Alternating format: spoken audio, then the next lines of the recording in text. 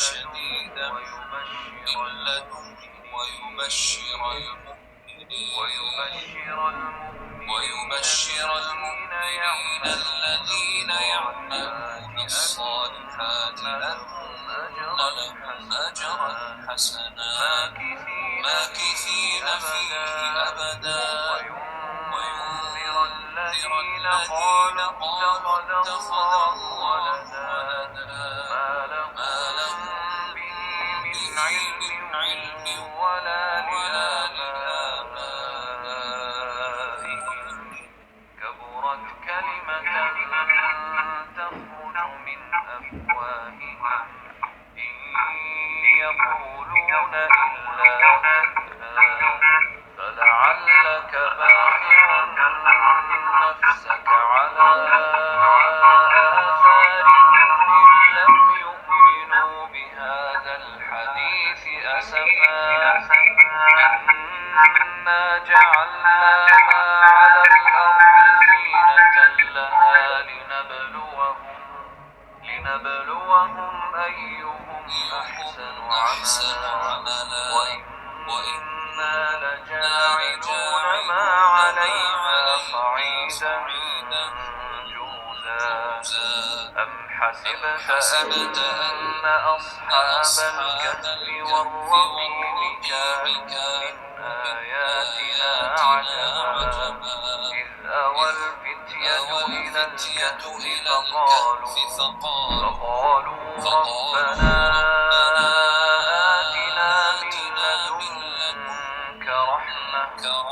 فقالوا ربنا آتنا من لدنك رحمة وهيئ لنا من أمرنا رشدا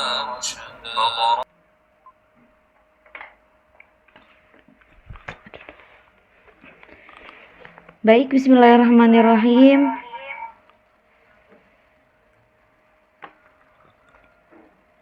Assalamualaikum warahmatullahi wabarakatuh.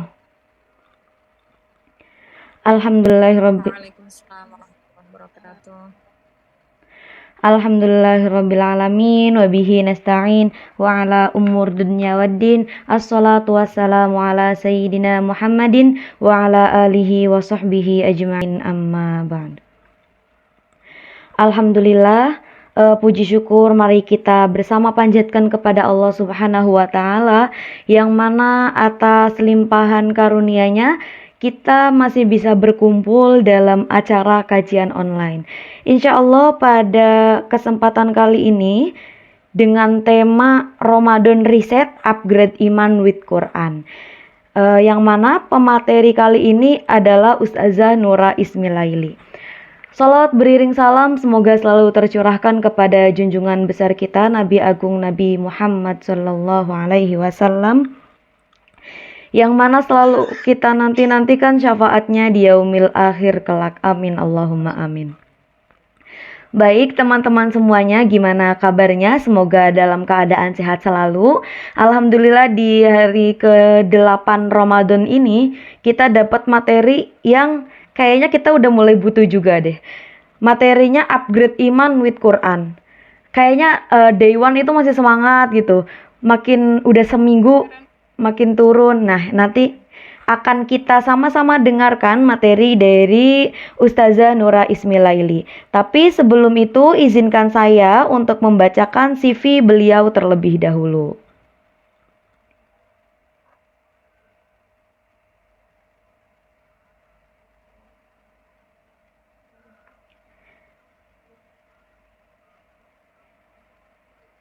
Baik, beliau bernama lengkap Ustazah Nura Ismilaili yang merupakan individu yang tinggal di pondok pesantren, aktif belajar dan mengajar, serta memiliki minat besar terhadap Al-Quran dan pengembangannya. Temanya sesuai sekali ya sama minatnya Mbak Laili, Ustazah Oke, untuk pendidikan beliau sendiri, yang pertama ada di Pondok Pesantren Tarbiyatul Wildan Nihayatul Amal, kemudian Pondok Pesantren Modern Manahijus Sadat, kemudian Pondok Pesantren Tahfidz Watonul Quran. Dan ini nggak dimasukin nih, kurang nih. Beliau sedang berkuliah di UIN Wali Songo, doakan semoga skripsinya lancar. Kemudian beliau juga punya skill banyak nih. Yang pertama ada di bahasa Arab, kemudian bahasa Inggris, kemudian manajemen keuangan dan juga media sosial. Kalau mau mengikuti media sosialnya nanti saya bacakan media sosialnya ya. Kemudian untuk pengalamannya, beliau ini mengajar di Pondok Pesantren Manahijus Sadat sejak 2018 hingga 2019.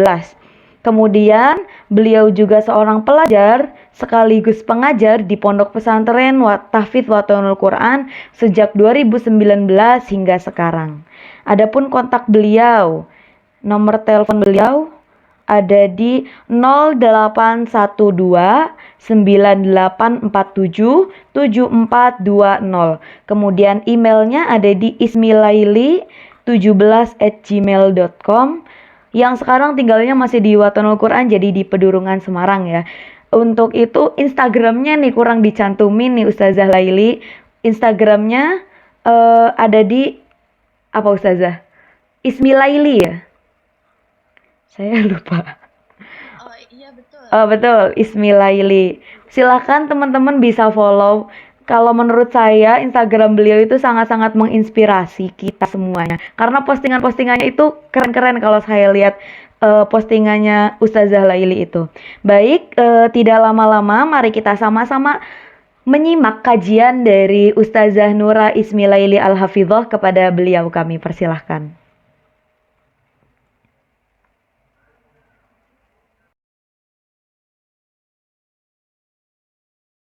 Terima kasih untuk Mbak Meli atas waktunya. Bismillahirrahmanirrahim. Rabbi syrah li sadri wa yassir li amri wahlul 'uqdatam min lisani yafqahu qawli. Assalamualaikum warahmatullahi wabarakatuh. Waalaikumsalam warahmatullahi wabarakatuh. Innal hamdalillah nahmaduhu wa nasta'inuhu wa nastaghfiruh wa na'udzu billahi min shururi anfusina wa min sayyiati a'malina. May yahdihillahu fala mudilla lahu wa may yudlil fala hadiya lahu. Amma ba'du. Bismillahirrahmanirrahim. Materi kali ini yaitu Ramadan Riset Upgrade Iman di Quran. Wah, ini bahasa apa ini ya? Gitu. Kayaknya bahasanya bahasa yang tidak asing buat Gen Z, tapi mungkin tapi maknanya tuh apa gitu ya? Mungkin kita masih bertanya-tanya. Ramadan Riset Upgrade Iman di Quran. Oke, next selanjutnya.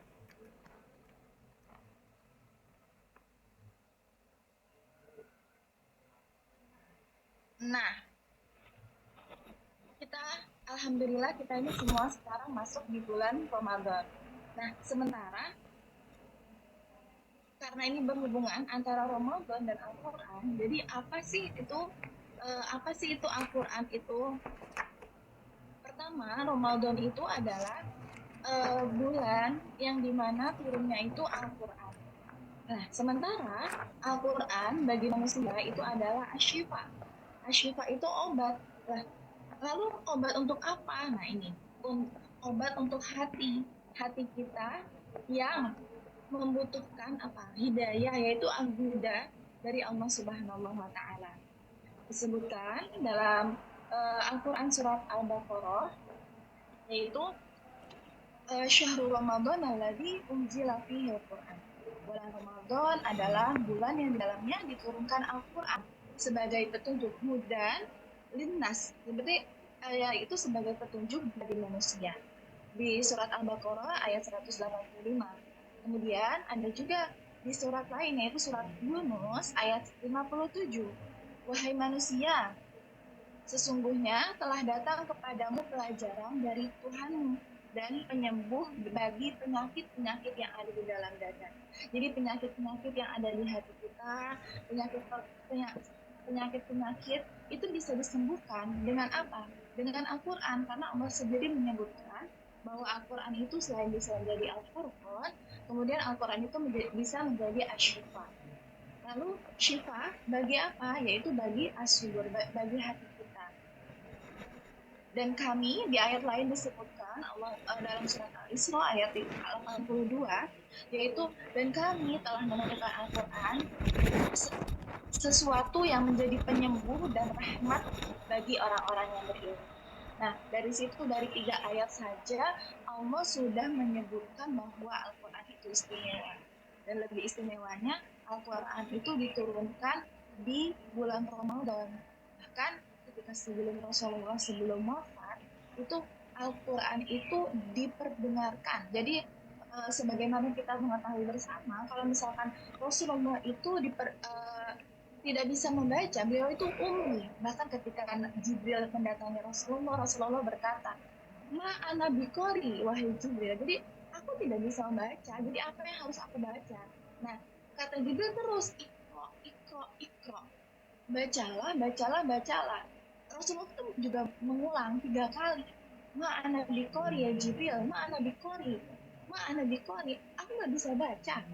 Tapi akhirnya sama malaikat Jibril, Rasulullah itu diajarkan ilmu apa yang tidak diajarkan oleh makhluk Allah lainnya, bahkan itu kepada malaikat. Makanya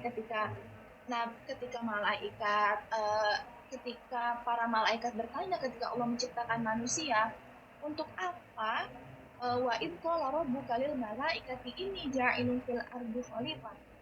Untuk apa Engkau ya Allah menciptakan manusia sementara manusia itu mengadakan kerusakan di muka bumi. Nah, ya itu semuanya ilmu kalian tuh nggak ada yang tahu. Nah, ternyata rahasianya apa? Rahasianya itu ya karena ada Rasulullah itu di muka bumi ini. Dan Rasulullah itu akan menurunkan Al-Quran. Kemudian selanjutnya, nah, kita tadi sudah mengetahui bahwa Al-Quran itu turun di bulan Ramadan. Kemudian Al-Quran itu bisa menjadi penyembuh. Kemudian penyembuhnya itu bagi hati kita. Nah, lalu apa keistimewaan Al-Quran? Keistimewaan Al-Quran itu sangat banyak, sebagaimana yang disebutkan oleh guru-guru kita ya. Jadi keistimewaan Al-Quran itu jadi segala sesuatu yang diduduki yang ada Al-Quran di dalamnya itu mulia. Seperti kita ketahui ya, Rasulullah menjadi tempat diturunkannya Al-Quran. Nah, Rasulullah itu menjadi Rasul yang paling utama daripada Rasul-Rasul yang lain.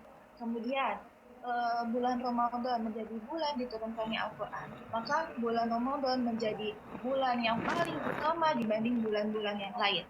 Memang ada 4 bulan, yaitu bulan-bulan haram, bulan-bulan yang Allah muliakan, tapi salah satunya itu yang paling utama yaitu bulan Ramadan.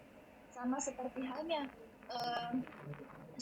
halnya manusia ketika dia memikul amanah Al-Quran, maka dia lebih utama daripada yang lainnya. Nah, sekarang di sini saya menuliskan sebenarnya ada banyak, namun hanya 4 yang saya tulis, yaitu di Al-Baqarah yang ayat 2 yang tadi sudah saya bacakan di awal juga, yaitu Al-Quran adalah huda linnas, itu petunjuk manusia. Kemudian ada di Asy-Syu'ara itu ada di ayat 92. Asy-Syu'ara di ayat 92, kemudian Al-Hijr ayat 9 dan Al-Isra ayat 82. Nah, dalil keistimewaan Quran itu yang pertama terjaga keasliannya. Dari Nabi Muhammad ketika beliau diutus dengan membawa Al-Quran, yaitu ayat apa? Ketika surat yang pertama turunnya itu surat Al-Alaq ayat 1 sampai 5, sampai sekarang keasliannya masih terjaga. Masya Allah. Sesungguhnya kami yang menurunkan Al-Quran dan kami pula yang akan menjaganya. Jadi ketika Allah berkata, saya menurunkan Al-Quran, kami menurunkan Al-Quran dan kami pula menjaganya. Ketika ketika zaman Khulafaur Rasyidin, itu tepatnya Umar bin Khattab, Al-Quran itu ketika perang Yamamah itu hampir 100 orang penghafal Quran itu meninggal. Itu tepatnya kurang lebih 70-an orang penghafal Al-Quran itu meninggal di perang Yamamah. Nah, lalu mana ini? Genting. Karena saat itu Al-Quran belum seperti sekarang, belum dicetak dengan mesin yang canggih, dengan kertas itu belum ada. Semua ayat-ayat Al-Quran itu masih ada di hafalannya para hufaz. Kemudian masih ada di pelepah kurma, dan itu masih potong-potongan, belum yang komplit seperti sekarang kita kenal seperti Al-Quran buku seperti itu, belum. Kemudian ada juga di pelepah kurma, kemudian ada juga yang di daun-daunan, daun-daun kering, kemudian ada juga yang di tulang belulang. Nah, itu bagaimana? Nah, kemudian atas inisiatif Khulafaur Rasyidin atau atas inisiatif Umar bin Khattab itu memerintahkan kepada Zaid bin Harisah untuk apa? Untuk mengumpulkan memori-memori hafalan Quran yang didapatkan oleh Rasulullah, kemudian untuk disatukan dan mulai ditulis. Kemudian dibentuklah bukan Zaid bin Harisah ya, tapi Zaid bin Sabit. Nah, kemudian dibentuklah kelompok atau dibentuklah diutus beberapa orang untuk menyusun ayat Al-Quran tersebut.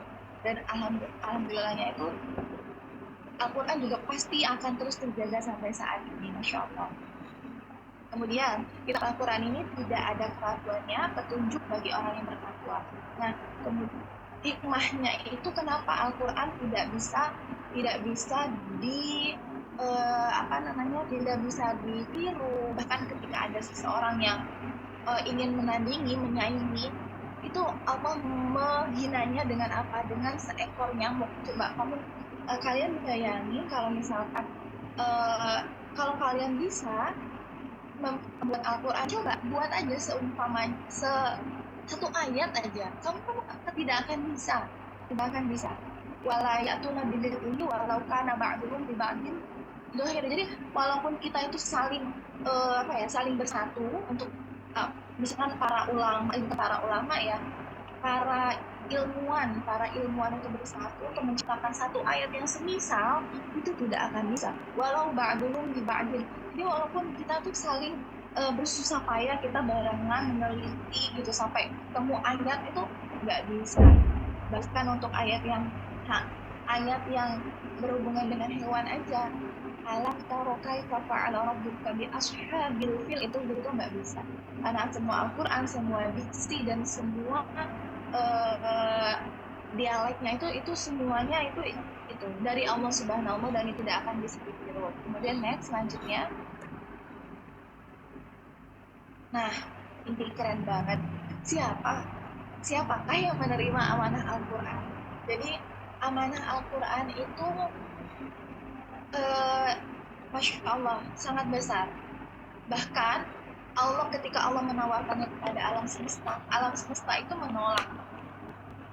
Kepada langit menolak, kepada bumi pun menolak. Lalu kepada malaikat itu menolak, tidak sanggup, tidak mampu. Tapi Allah mentakdirkan untuk manusia bisa menerima itu semua. Nah, lalu sebagai manusia kita mau menjadi golongan yang mana ini? Di sini ada yang menerima, kemudian ada yang melalaikan, kemudian ada juga yang mengingkarinya. Nah, semoga kita bisa menjadi golongan yang menerima. Menerima apa? Menerima Al-Quran sebagai petunjuk kita, petunjuk hidup. Menerima Al-Quran sebagai teman kita. Menerima Al-Quran sebagai salah satu yang bisa mensyafaati kita. Kayak gitu. Nah, sesungguhnya dalam ayat Al-Quran seperti ini. Sesungguhnya kami telah menawarkan amanah kepada langit dan bumi, dan juga manusia, agar mereka semua enggan menerimanya atau mengikuti, dan mereka khawatir akan mengkhianatinya. Lalu maka dipikullah amanah itu pada manusia. Nah, amanah ini diberikan kepada manusia sebab apa? Sebab satu, manusia itu salah satu makhluk yang mempunyai akal. Kedua, manusia itu diberi kebebasan untuk memilih. Bahkan manusia bisa memilih ingin bertuhan mana, tapi yaitu kembali lagi hidayah ya. Hidayah itu ya hanya dari Allah. Manusia memang bisa memilih mau menyembah siapa gitu, tapi untuk dibiarkan menjadi manusia menyembah Allah itu adalah hidayah yang Allah berikan dan harus kita syukuri. Dan yang ketiga adalah tanggung jawab untuk menjalankan. Manusia itu dipilih Allah karena manusia itu bisa bertanggung jawab atas apa yang diperintahkan Allah. Nah, kemudian sedikit refleksi nih bagi kita. Kita mau masuk ke golongan yang menerima, melalaikan, ataupun mengingkari. Oke, next selanjutnya. Ramadan is new beginning. Nah, apa sih new beginning itu apa nih? Jadi Ramadan adalah sesuatu yang baru apa ini? Jadi kita meriset itu apa sih? Riset itu yang tadinya tuh mungkin sudah terbanyak kontradiksi di hidup kita riset, kita memulai nol lagi, kita memulai semuanya dari sama lagi. Nah, jadi Ramadan ini tuh benar-benar kayak momen yang tepat untuk kita tuh memulai riset itu. Kita fokus dengan Al-Quran sebagai pedoman atau cahaya hidup kita, dan Ramadan merupakan waktu terbaik mendekatkan diri kepada Al-Quran. Karena apa? Karena Al-Quran sendiri turun di bulan Ramadan. Nah, kenapa harus Ramadan sih? Nah, ini alasannya tuh ada 3. Yang pertama, pintu surga itu dibuka selebar-lebarnya di bulan Ramadan, Masya Allah. Kemudian pintu neraka itu ditutup dan setan-setan itu dibelenggu. Jadi, tapi kenapa kita masih sulit untuk untuk fokus di Al-Quran? Nah, itu berarti bukan hanya faktornya itu hanya di setan. Ya, mungkin ada yang keliru atau harus ada yang diperbaiki, harus ada yang di-upgrade ulang dari diri kita. Nah, oke, selanjutnya kemudian. Nah, jadi di sini riset sama dengan upgrade. Apa yang harus kita upgrade? Apa yang harus kita tingkatkan lagi? Nah, yang pertama itu yang kita riset itu bersihkan hati dari dosa dan kebiasaan buruk.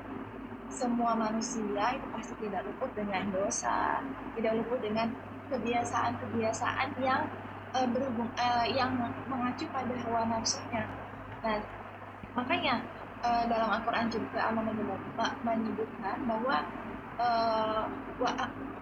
barang siapa yang bisa menahan hawa nafsunya, wa amma man khafa maqama rabbih wa nahan nafsa 'anil hawa fa innal jannata hiyal ma'wa.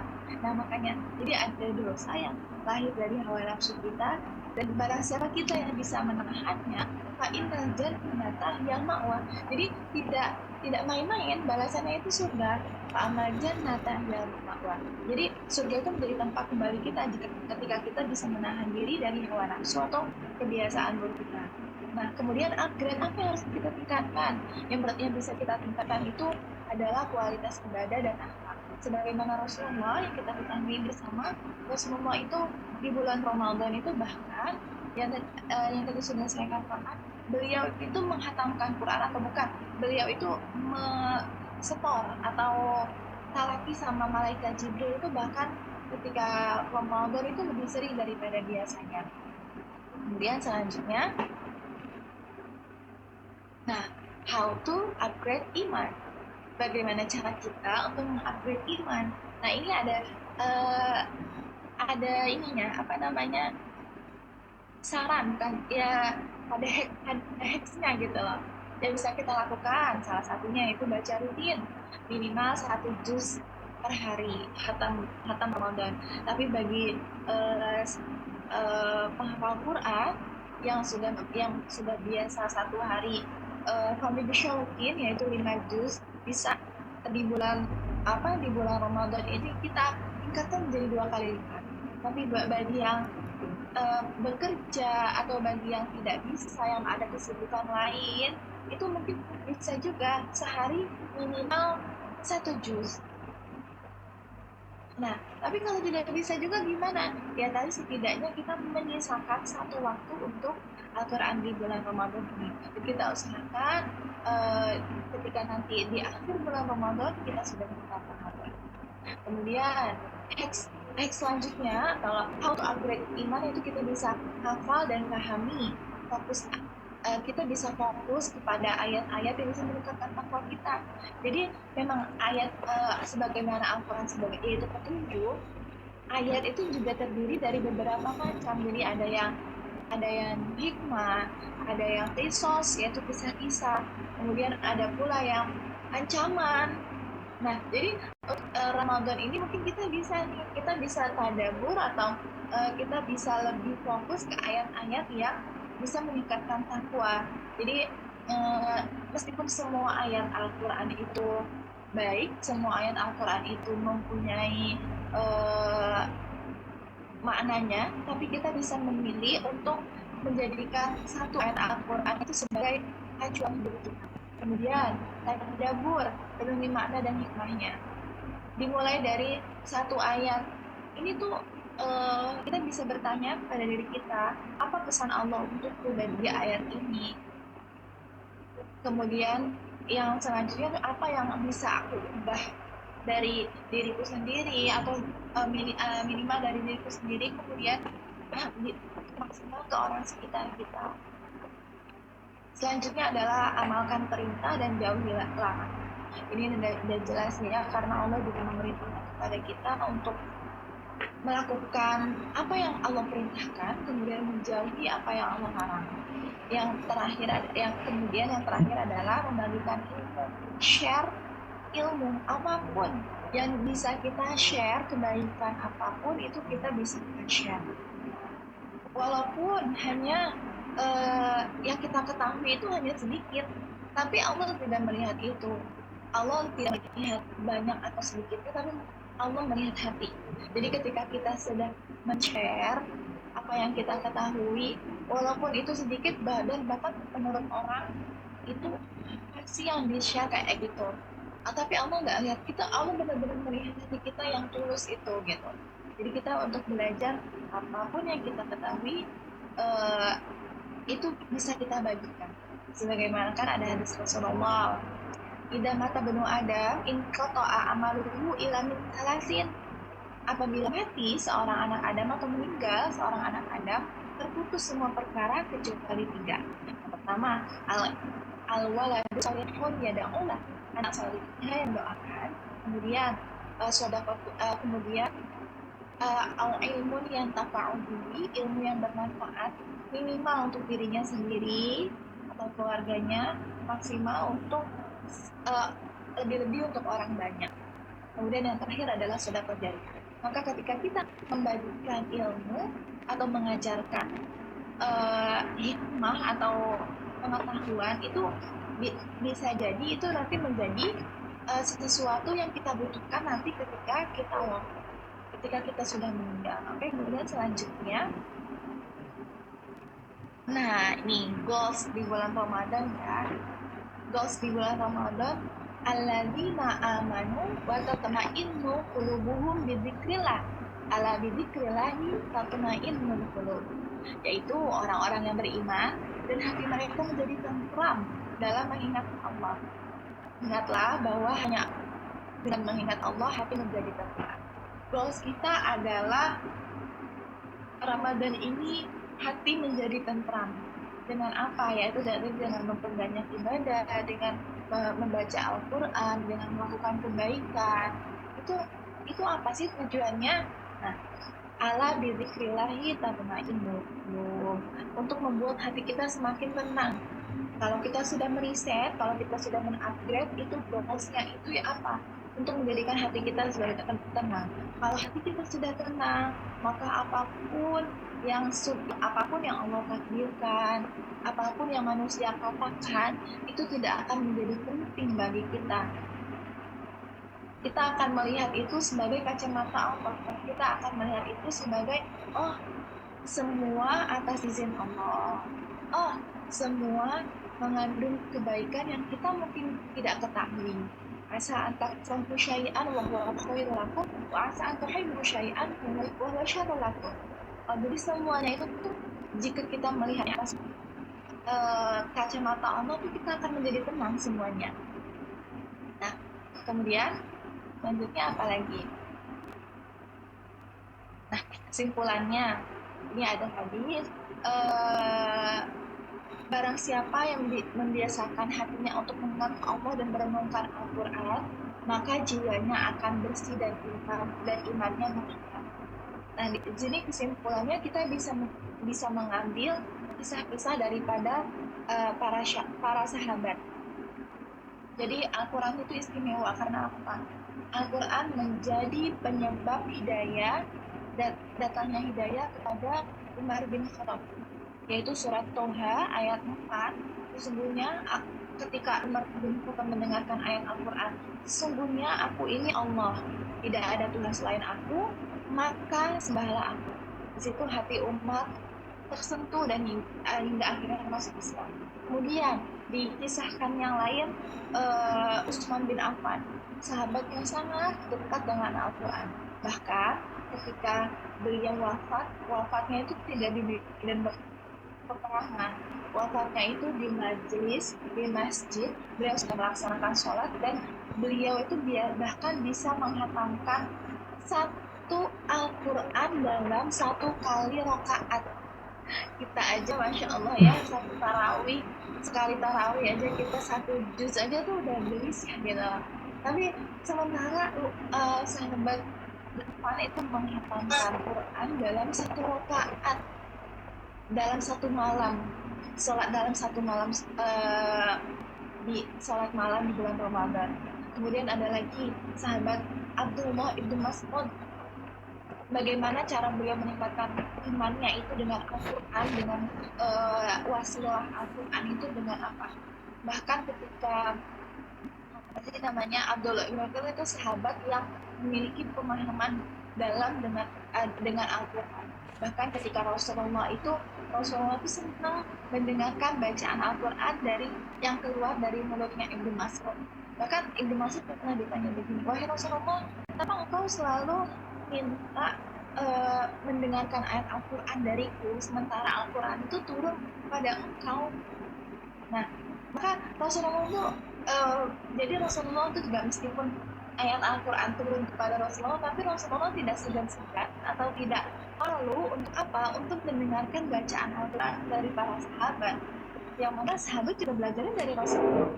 Masya Allah ya, sebenarnya banyak ayat-ayat, banyak kisah-kisah yang lain yang mana ulama atau khulafaur rasyidin atau para sahabat itu bagaimana upgrade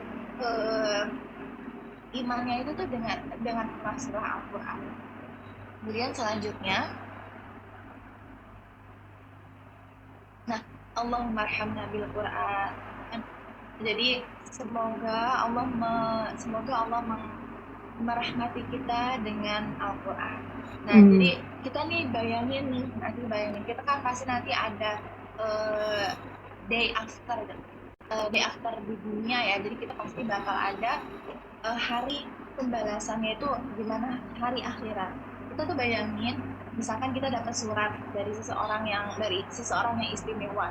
Nah, gimana rasanya kalau misalkan surat atau kayak misalkan kita mengirimkan surat kepada seseorang, gimana rasanya ketika surat itu dibaca dengan seksama, gimana rasanya ketika surat itu dibaca terus menerus, bukan hanya sekali bahkan. Nah, itu pasti kita akan merasa, dan kita juga akan begitu, kita akan terus membaca surat dari orang yang kita sayangkan. Misalkan ada orang yang memberikan surat kepada kita, dan pasti surat itu akan terus kita baca. Nah, terus bagaimana ketika Allah berbicara seperti ini? Sudah berapa kali aku mengirim surat kepadamu, dan sudah berapa kali kamu udah membacanya, ya kayak gitu. Jangan-jangan pesan yang Allah kirimkan kepada kita itu numpuk tapi tidak kita buka, jangan-jangan. Sebenarnya kita juga nggak enak kan kalau misalkan kita kirim pesan, terus tapi pesannya itu tuh numpuk, nggak kita buka saking kita sibuknya.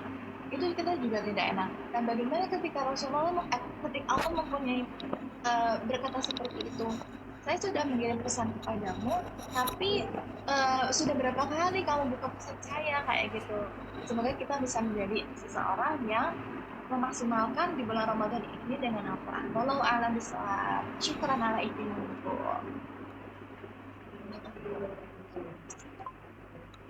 Masya Allah, terima kasih Ustazah Laili, ini materinya sangat bagus sekali. Mungkin dari teman-teman atau ibu-ibu ada yang mau bertanya, bisa tentang keresahan hatinya, mungkin bisa nanya tips sama Ustazah Laili nih, gimana nih kita harus mulai dari mana dulu atau bagaimana. Silahkan sesi diskusi kita mulai. Bagi yang ingin bertanya, silahkan jangan sungkan.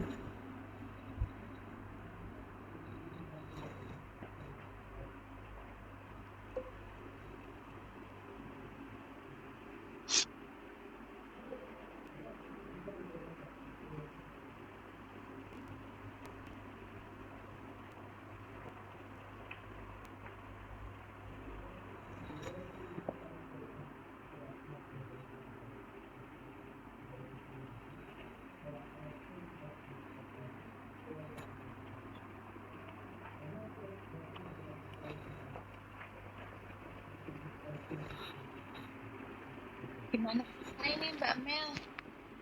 Semoga kita masih semangat ya. Amin. Ini aja deh Ustazah Laili, saya mau tanya aja. Kan ini temanya upgrading with Quran ya gitu.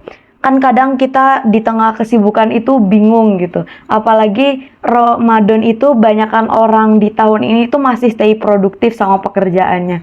Kita tuh harus mulai dari mana sih? Kemudian kalau tadabur itu apakah harus selalu melihat referensi yang lain juga atau bagaimana sih? Mungkin biar bisa mewakili teman-teman lainnya kali Ustazah.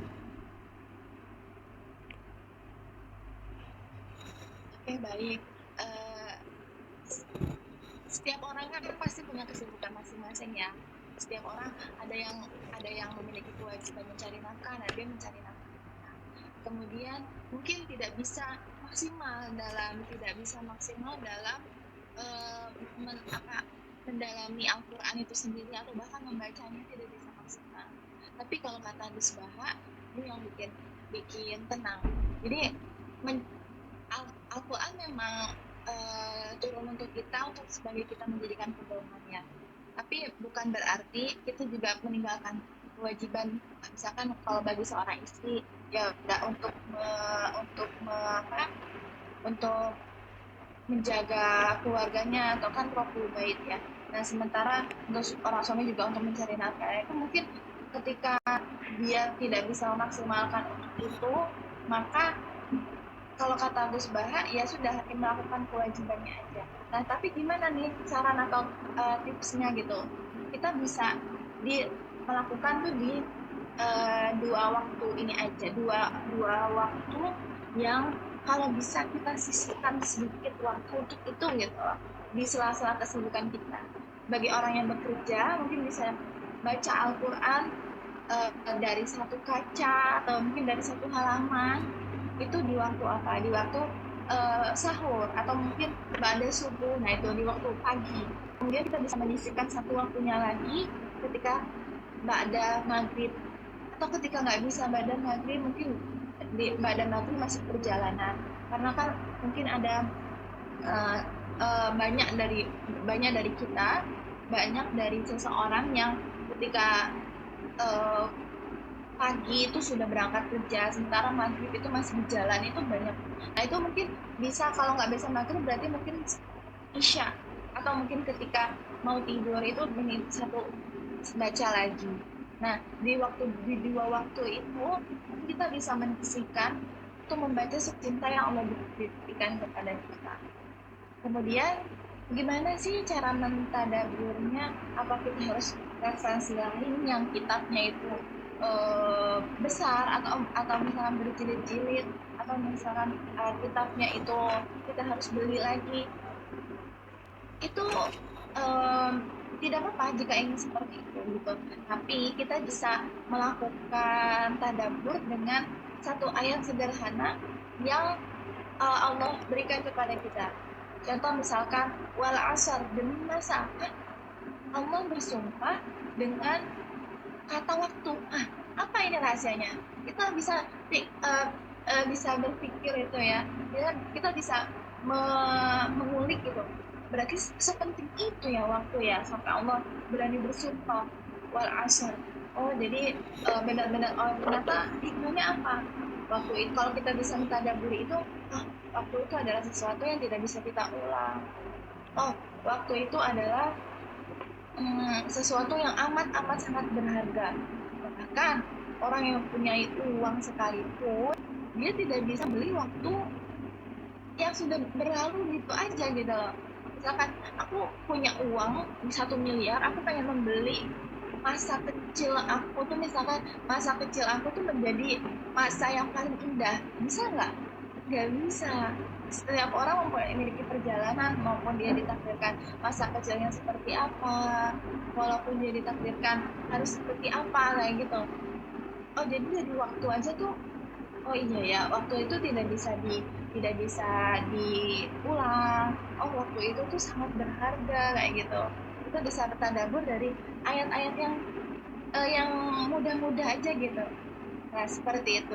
Nah, tapi kalau kita memiliki referensi lain, kita memiliki bacaan lain, wah itu akan sangat lebih memudahkan kita pastinya. Dan juga kita bisa mungkin bisa menghadapi Quran dengan kita bisa melihat kajian-kajian. Sudah banyak kalau kita akses kajian seperti Musbaha, yaitu beliau sangat menjabarkan detail dengan tafsir-tafsir Al-Quran seperti itu.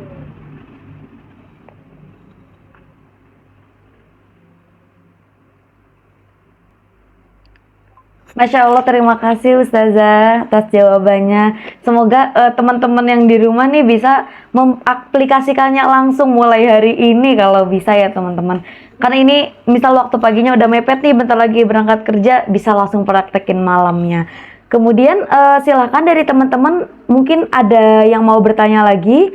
Kita kasih kesempatan satu pertanyaan dulu ya Ustazah.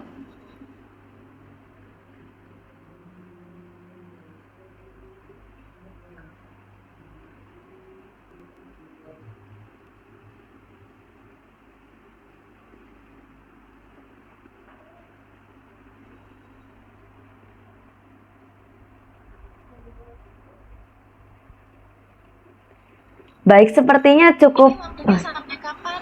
Ini waktunya Ini waktunya sampai kapan? sampai jam 6 Ustazah, 4 menit lagi. Oh ya sudah, kalau misalkan sudah tidak ada, mungkin kita tutup dengan doa bersama ya. Ya, Ustazah. Ya. Bismillahirrahmanirrahim. Bismillahirrahmanirrahim. Bismillahirrahmanirrahim. Allahumma sholli ala sayyidina Muhammad wa ala ali sayyidina Muhammad. Ya dzal jalali wal ikram. Ya Allah ya Tuhanku. Ya Allah, jadikanlah Al-Quran sebagai sahabat kami. Amin. Jadikanlah Al-Quran sebagai sahabat hati kami. Amin. Jangan engkau jauhkan ia dari kami. Jangan Amin. engkau jadikan ia hanya sebagai pajangan di rumah kami. Ya Allah, Amin. ya Allah ya Tuhan kami, lembutkanlah hati kami saat membacanya. Amin. Ya Allah ya Tuhanku, basahilah hati kami ketika kami mentadabburi ayat-ayat Al-Quran. Ya Allah, jika hari ini kami masih jauh dari ayat-ayat-Mu, kami masih jauh dengan Al-Quran, maka dekatkanlah kami. Ya Allah, jika kami masih malas untuk membaca Al-Quran, maka waktu kami, mampukan kami, ya Allah. Amin. Ya Allah, jika kami masih belum lancar, maka mudahkanlah lisan kami, ya Allah. Mudahkanlah lisan kami untuk mentadabburi Al-Quran, ya Allah. Mudahkanlah lisan kami untuk mentadabburi Al-Quran, ya Allah. Ya Allah, jadikanlah 10 menit Al-Quran lebih kami bersama Al-Quran lebih kami cintai daripada berjam-jam kami bersama dunia, ya Allah. Ya Allah, ketika kami dipanggil menuju-Mu, ya Allah, maka panggil kami dalam keadaan kami sedang mencintai ketika kamu sedang mencintai kita, ya Allah. Sallallahu Amin. ala sayyidina Muhammad wa ala sayyidina Muhammad. Subhana rabbika rabbil izzati amma yasifun. Wa salamun ala mursalin walhamdulillahi rabbil alamin. Barakatul Fatihah. A'udzubillahi minasyaitonir rajim.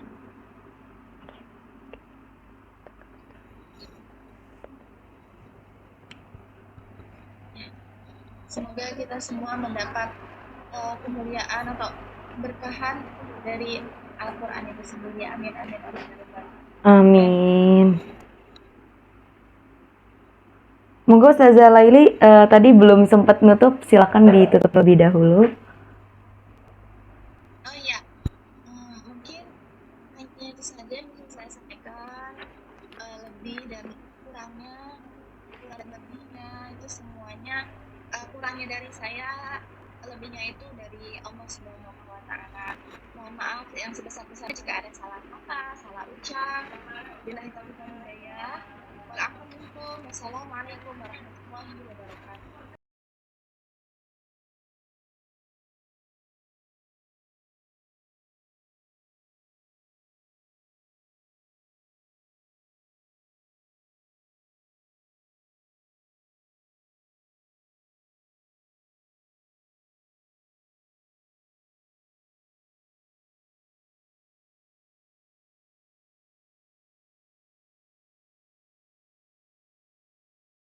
Waalaikumsalam warahmatullahi wabarakatuh.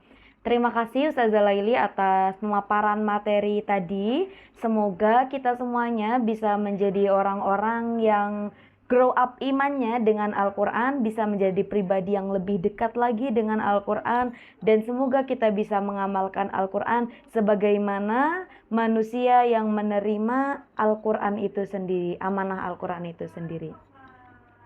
Baik, mungkin pada kajian pagi hari ini kami cukupkan sampai di sini. Terima kasih atas kehadirannya dan terima kasih telah menyimak semua kajian dari awal hingga akhir.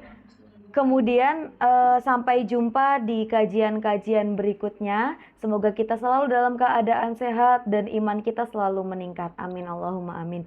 Sekian dari kami. Atas segala kesalahan kami mohon maaf yang sebesar-besarnya. Wallahul muwaffiq ila aqwamit thoriq. Wassalamualaikum warahmatullahi wabarakatuh.